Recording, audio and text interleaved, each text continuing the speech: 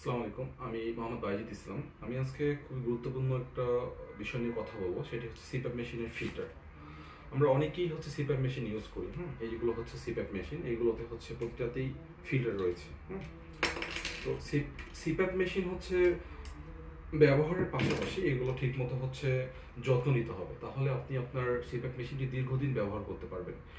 এগুলো যদি ঠিকমতো পরিষ্কার করা না হয়, ক্লিন করা বা চেঞ্জ করা না হয়, তাহলে বিভিন্ন ধরনের সমস্যা হতে পারে। আপনারা যারা এই মেশিনটি ইউজ করেন, কিছুদিন পর পর হচ্ছে ফিল্টারগুলো ক্লিন করবেন এবং 1 থেকে 2 মাস পর এগুলো হচ্ছে একদম পরিবর্তন করে ফেলবেন।